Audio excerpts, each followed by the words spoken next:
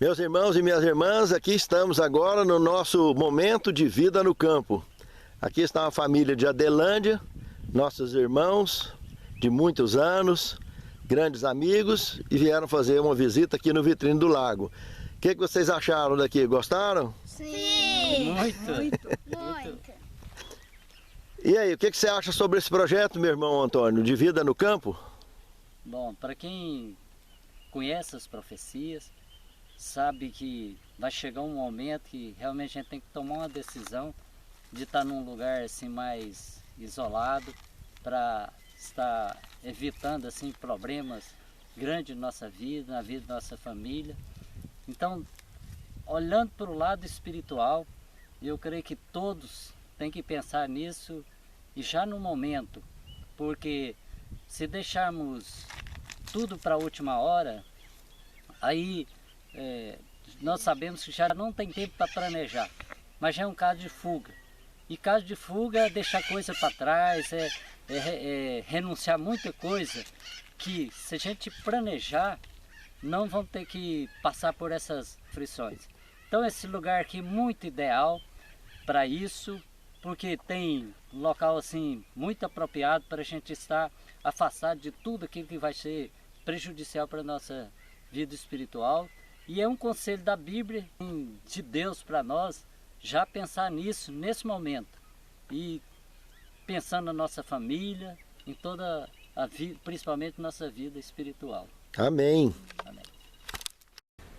Olá, meus irmãos, minhas irmãs. É um prazer enorme revê-los através de mais um estudo da Palavra de Deus. Especialmente hoje, na abertura de um novo trimestre, o terceiro trimestre do ano de 2022. O que estudaremos durante o mês de julho, agosto e setembro. Provados pelo fogo. Eu gostaria, antes de nós mergulharmos nesse conteúdo, de convidá-los para uma palavra de oração. Senhor Deus, muito obrigado por este momento tão oportuno, aonde Tu preparaste mais uma lição da Tua Palavra para sustentar a nossa fé, guiando os nossos passos e nossas escolhas, influenciados plenamente pela Tua graça, pelo Teu amor, pela Tua misericórdia, manifesta através da obra do Teu Santo Espírito. Santifica-nos na Tua Palavra, porque a Tua Palavra é a verdade. Guia os nossos passos com firmeza, para que com muita determinação possamos andar preparados dia a dia para o breve encontro contigo nas nuvens dos céus. É o que te pedimos, agradecidos em nome de Jesus. Amém, Senhor. Na realidade, a prévia que nós teríamos aqui dessa lição, provados pelo fogo, é que podemos observar o Criador crucificado. A ideia desse trimestre é nos deixar mais íntimos, com curiosidades e revelações distintas dos mistérios do Deus homem. Questões sobre como Jesus chorou, Jesus sofreu, Jesus teve dor, teve fome, teve sede, teve sono. Esse Deus homem foi humilhado, foi rejeitado, mesmo sabendo que Ele é o ser pelo qual nós vivemos, nos movemos e temos o nosso ser. Ele deixou todo esse potencial divino nas mãos do seu Pai, se tornou um de nós, veio habitar conosco, viveu uma vida digna desde que nasceu até os seus 33 anos e meio de idade, quando ele então deu a sua vida por nós. O único a padecer a morte eterna, e só ressuscitou dela porque não tinha pecados. Isso é o que temos relatado em Apocalipse capítulo 1, verso 5. Ele é o primogênito dos mortos. E ele morreu, já tinha mais de 4.000 anos de história de pecado sobre a face da terra. Mais de 4.000 anos de pessoas sofrendo o sono da morte. Ele não sofreu só o sono da morte, ele sofreu a morte eterna. Ressuscitou dela porque não tinha pecado. todos os seres que caíram um dia, que se tornaram pecadores um dia, que morrer essa morte jamais ressuscitará, justamente por causa do DNA contaminado pelo pecado. Porque para Deus, tanto vida quanto morte é absoluto. Ele, o único, em comum acordo, Pai, Filho e Espírito Santo, veio, desempenhou seu ministério e venceu para salvar a mim e a você. Esses mistérios do Deus homem, o Criador crucificado, estaremos mergulhando passo a passo a cada semana nesse novo tema. Outra coisa que é interessante observar, que a maneira com que essa lição foi trabalhada para que nós possamos estudá-la, é uma forma de lição que cada tema nos faz mergulhar em texto e contexto de textos bíblicos, fazendo uma exegese ampla, um estudo minucioso para a devida compreensão do tema de cada semana e automaticamente nos estimulando a dar respostas que até podem ir além daquilo que já está aqui exposto nesta edição do manual. Pode completar ou trazer algo novo que também não foi mostrado aqui. Porque a Bíblia é muito interessante, que cada vez que a gente abre ela, por anos e anos e anos, sempre com o mesmo versículo, a gente está aprendendo uma versão nova.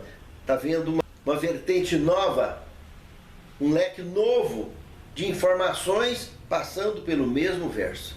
Isso é um atributo virtuoso da palavra de Deus a nosso favor, porque ela sempre nos leva a prestar atenção na palavra viva do Santo Espírito, o mesmo que inspirou a palavra escrita. Essa conexão nos deixa antenados sempre à frente do tempo. Pense nisso, amado irmão. Pense nisso, amada irmã. O crisol do pastor. Primeiro tema. Nós temos aqui, esta semana, o análise do Salmo 23, um salmo conhecido, mas cheio de informações maravilhosas. Veja bem, no capítulo 23 e verso 3 de Salmo, nós temos o seguinte: refrigera minha alma, guia-me pelas veredas da justiça por amor do seu nome.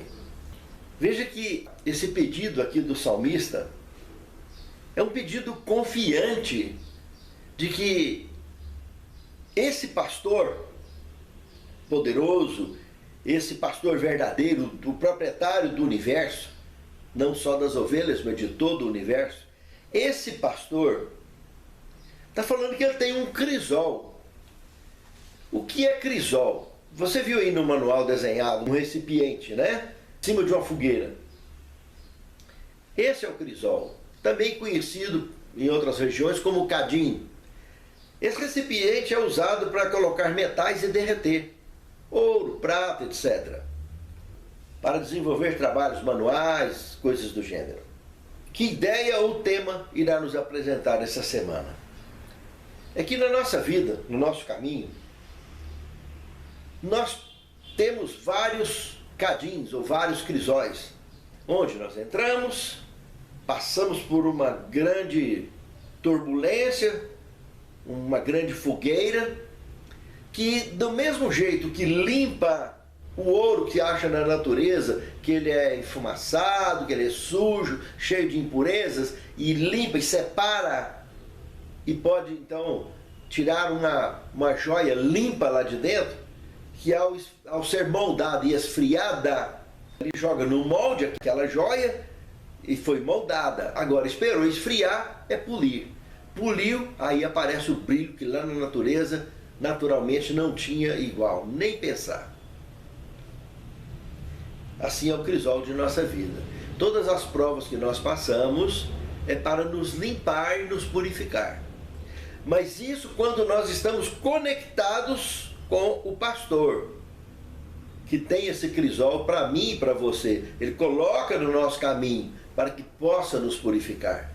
Mas quando a gente entra nesse crisol sem estar conectado com o pastor, sem estar conectado com esse Deus que nos guia, maravilhoso, aí é tenso e é difícil de suportar. Só de chegar perto dessa fornalha já queima. Mas quando a gente está conectado, Aí nós nos tornamos semelhantes aos amigos de Daniel, lembra? Lá na fogueira de Nabucodonosor. Pois eles entraram, não se queimaram nada, só as cordas das mãos dele que se queimaram. O papelzinho não queimou, a roupa não queimou, a pele estava gostosa, parecia que eles estavam numa sala com ar-condicionado e tinha Jesus andando com eles. Essa é a questão desse pastor, dono das ovelhas. Ele entra com a ovelha no crisol para poder fazer essa limpeza lá pessoalmente. Ele nos limpa, ele nos lava. Como aquele pai que limpou e lavou aquele filho pródigo, lembra? É assim que acontece. E no nosso caminho pode aparecer vários cadinhos do tamanho de banheira para receber a mim e a você, para a gente entrar e sair, quantas vezes for necessário. Esta é a ideia que temos ao mergulhar nesse tema dessa semana. Jacó entrou num desses para lutar com Deus, Abraão em cima do Moriá, para subir no Moriá e descer no Moriá, Israel como povo de Deus, para atravessar no Mar Vermelho, para enfrentar as 10 pragas do Egito, e assim por diante, meus irmãos. A nossa vida está cheia desses cadinhos. Lembra de José do Egito também? Quanto que aquele moço sofreu até se tornar o governador do Egito e entender que tudo veio purificando e preparando ele para que um dia tivesse base suficiente para surgir tanto o libertador de Israel, que foi Moisés, quanto surgir o Messias lá adiante.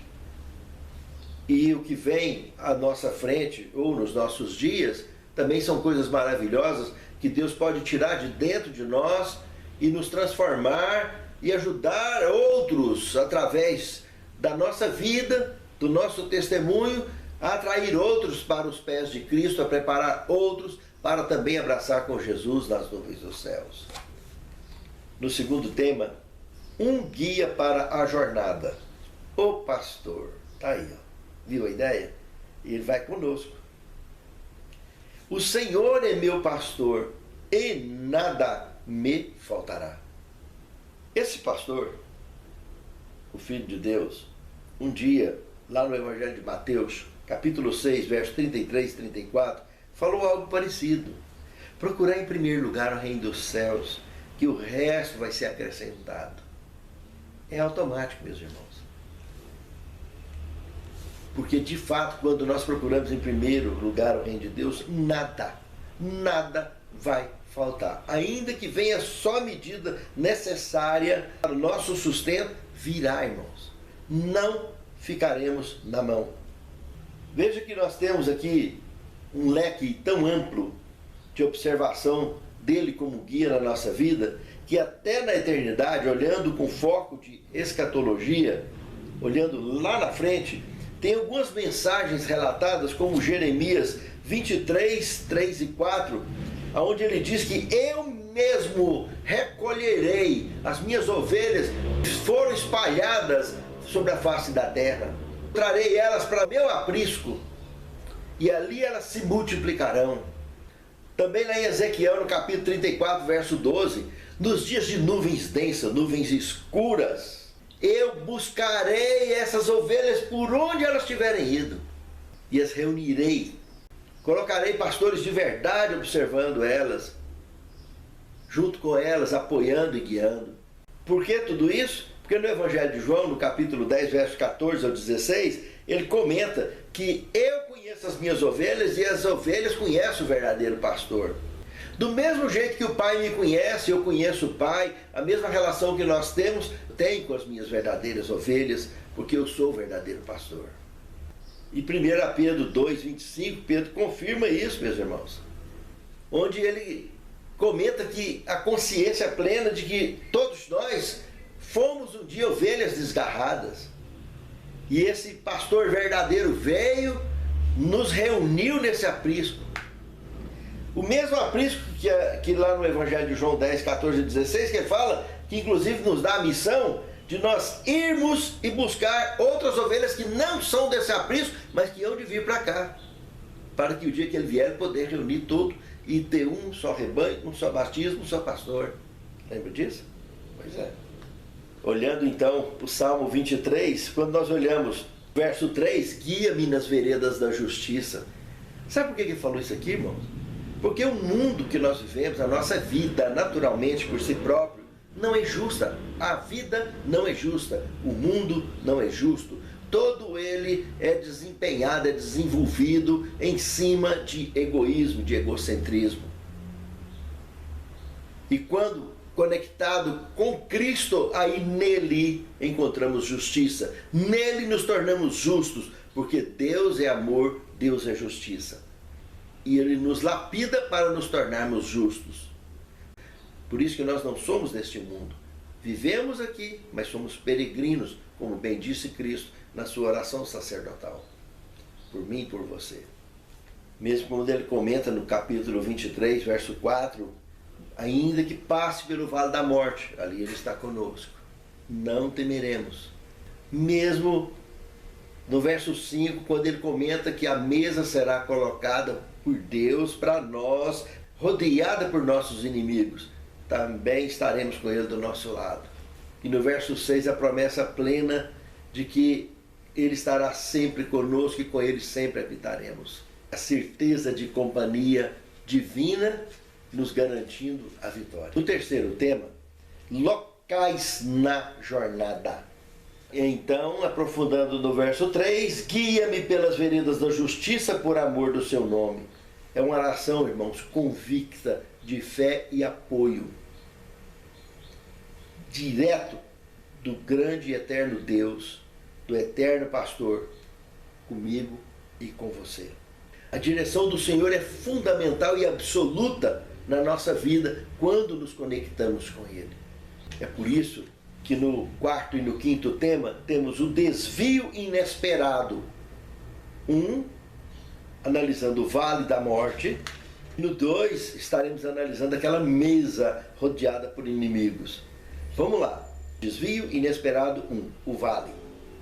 Ainda que eu ande pelo vale da sombra da morte, não temerei mal algum, porque tu estás comigo, o teu bordão e o teu cajado me consolam. Irmãos, sombra do vale da morte. Porque aquelas ovelhas, não está tratando de ovelha peluda, de ovelha animal, mas está tratando de uma ovelha figurada, está tratando de mim e de você. Ele está vendo que está muito cheio de impureza, carrapato, pulga, sujeira, carrapicho que pegou nessa pastagem, nessa margaça por onde andou, mesmo que agora está andando no pasto limpinho, mas está cheia de impureza, precisa de purificar. Crisol. Vamos por aqui agora. Vale da sombra da morte. Quantas e quantas vezes Deus já nos livrou da morte, irmãos? Cada um, se for contar, tem uma história comprida. Tem muita história para contar. Tem muito para agradecer a Deus de tantas bênçãos, de livramentos que teve.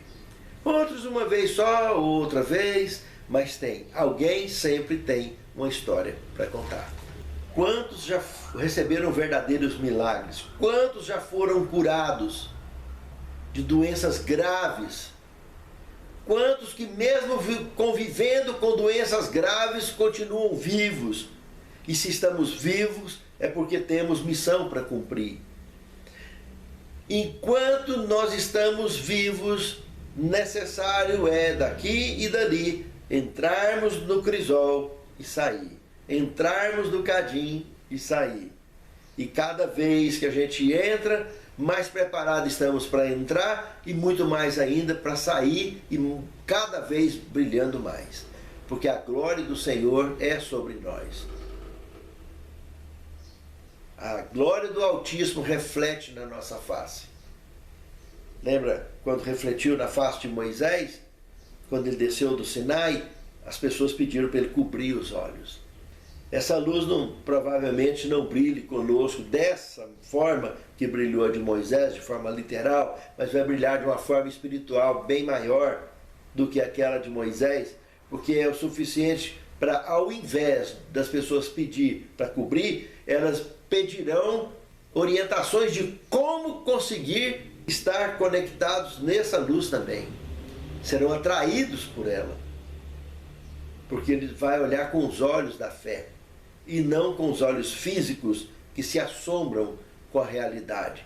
como as pessoas têm medo da verdade, né? Ela vindo através de um sonho, o profeta não assusta tanto. Mas se vê que o profeta vai assustar demais, vem em sonho. Ele assimila melhor do que a realidade. Porque se ele vê a realidade física, lá igual Daniel, né? Lá no capítulo 10 de Daniel, ele viu e buf, caiu 3 vezes seguida. Foi 3 ressurreições seguidas. É complicado, meus irmãos. Aguentar esse baque não é fácil. E visões como essas, tanto João teve, como Ezequiel teve, dentre outros, as pessoas assombram, ficam completamente atordoadas. E às vezes, ela vista dessa forma, apenas de uma forma espiritual, é o contrário. Ao invés de repelir, ao invés de causar medo, pânico, elas causam atração, prazer, alegria, satisfação, a busca da verdade, porque vem de dentro para fora. A ideia do vale da sombra da morte é isso. Tem pessoas que escutam por amor, mas tem outras, irmãos, que é só pela dor, não tem jeito. Eles não se agregam, eles não se ajeitam se não for no cadinho, se não for no fogo, se não perceber o vale da sombra da morte. Tem coragem, tem coragem, tem coragem, tem força, tem força, tem força, mas na hora do vão ver, buf, tem medo. E acaba achando que essa força, essa coragem toda é dele. E o que precisa de fazer, acaba que não faz. Não providencia os devidos preparos que precisam, são indispensáveis para aguardar a volta de Cristo, enquanto não passar pelo vale da sombra da morte. Tem uns que só vai tomar providência desse jeito, e assim mesmo vai ter que encarar um crisol bem pior, sabe por quê? Porque hoje, nessa graça que nós ainda vivemos de maneira tranquila, uma liberdade relativa, nós ainda temos condições de preparar um lugar, providenciar um lugar, para que quando a crise final que está para estourar sair, nós já temos um lugar garantido. Nem que for a pé, a gente vai parar lá no lugar. Agora, aqueles que não se preparam, que estão anestesiados, não estão vendo o que está acontecendo no mundo, como que as profecias estão se fechando, o dia que esses acordarem, vai querer ir para debaixo da ponte, para qualquer lugar, vai sofrer dobrado, triplicado e não vai conseguir prosperar. Que eu me refiro não financeiramente, mas prosperar com a ideia de sobrevivência para aguardar a volta de Cristo em vida. Porque trabalhos de mutirão, assistência médica, evangelismo, estudos proféticos, exercícios físicos, fisioterapias, tudo isso tem que estar focado num ambiente de refúgio para o povo de Deus, para que as pessoas possam de fato ter uma dignidade mínima de sobrevivência, produzindo o próprio alimento, criando formas de sobrevivência e de qualidade de vida natural, para não depender de nenhum auxílio emergencial de um governo mundial que vai empreender contra a humanidade, que vai tentar escravizar a humanidade toda. Está certo que isso vai ser interceptado pela volta de Cristo, mas o crisol que vai vir na crise final, chamado de angústia de Jacó, meus amados irmãos, se você está preparado como estava Jacó, por 14 anos, sofrendo na unha de Labão, nas mãos de Labão, ele estava preparado para enfrentar aquela angústia daquela luta que ele teve com Deus, que foi muito maior do que a que ele enfrentaria hipoteticamente com o irmão dele, que vinha com mais de 400 homens em direção a ele. Mas ele estava preparado. Porque por 14 anos eles se prepararam. E você, desde que batizou, o que está fazendo? Você está vendo a providência e não toma providência. Você tem a Bíblia, você tem a conexão do Espírito Santo, mas não arreda o pé do lugar para fazer nada, para preparar para a volta de Cristo, para preparar um lugar para você e para o seu lar. Já parou para pensar nisso? Já parou para pensar que você tem que priorizar isso? Pois é. O vale da sombra da morte é um crisol tremendo. Mas hoje, se você toma providência, é uma situação. Se você não toma, será outra situação. Mas vai ter o vale, de um jeito ou do outro. Já o desvio inesperado 2, a mesa rodeada. Aqui, meus amados, aqui como fala no verso 5 do Salmo 23,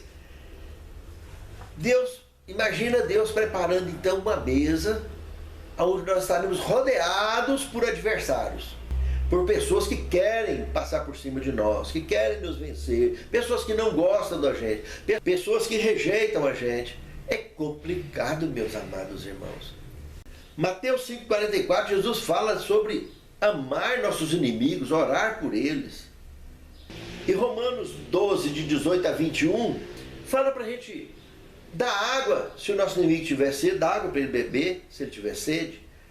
Comenta para dar comida para ele comer, se ele tiver com fome.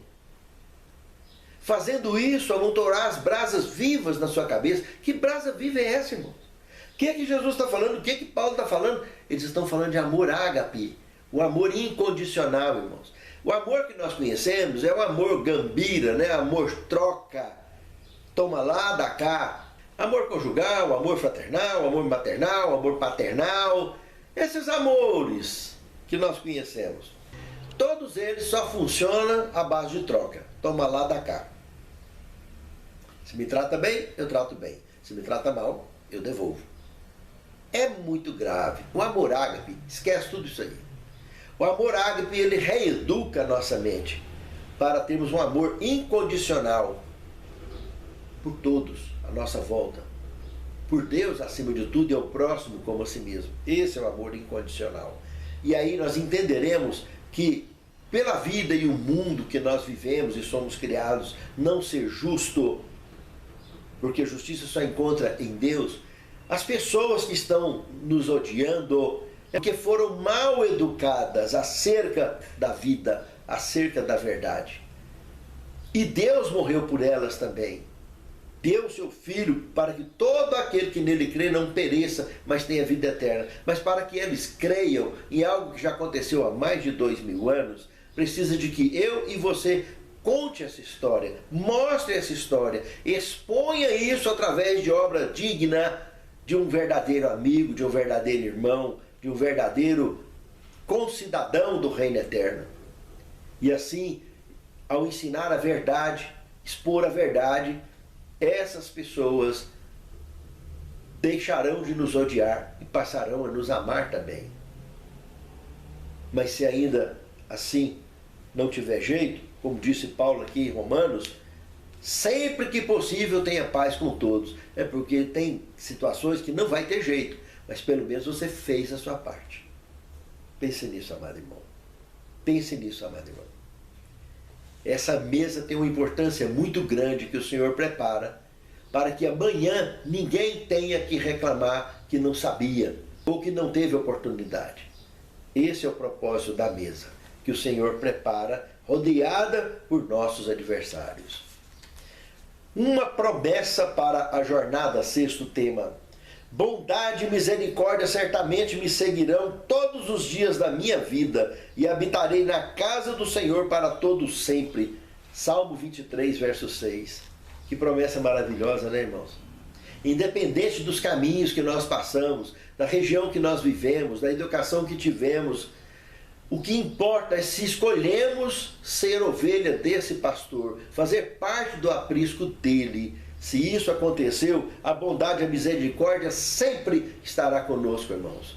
No tempo de Deus, o melhor sempre estará acontecendo para mim e para você. Não é no nosso tempo, não é na hora que a gente quer, nem do jeito que a gente quer, mas é do jeito e do tempo de Deus. Vem e as coisas se encaixam. Nós amadurecemos e nós andamos com firmeza e cumprimos com a nossa missão. E de quebra, estaremos para sempre habitando com o Senhor, na casa dele, seja aqui na terra, seja no reino eterno. Convicção e fé inabalável. E o resto é resto. No sétimo tema, caráter blindado pelo Senhor. Eu vou citar um texto da Pena Inspirada, do Desejar a Todas as Nações, da página 383 a 388. Olha o que diz.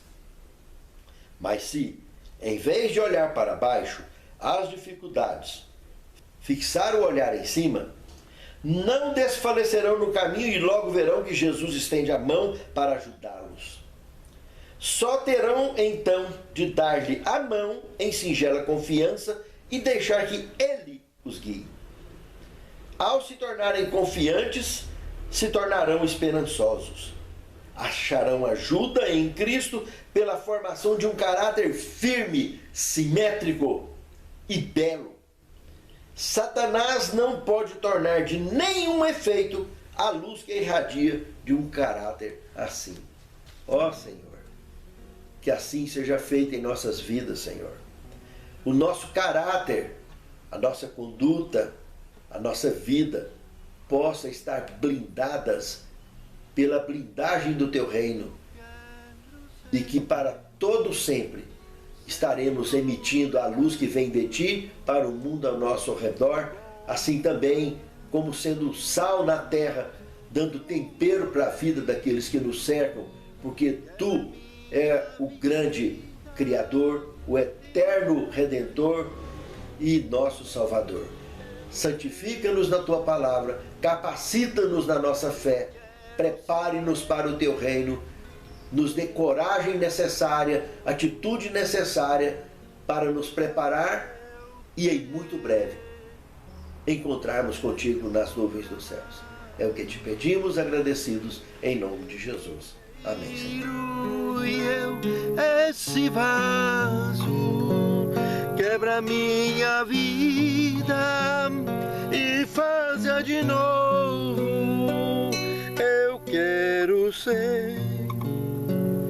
Eu quero ser um vaso novo.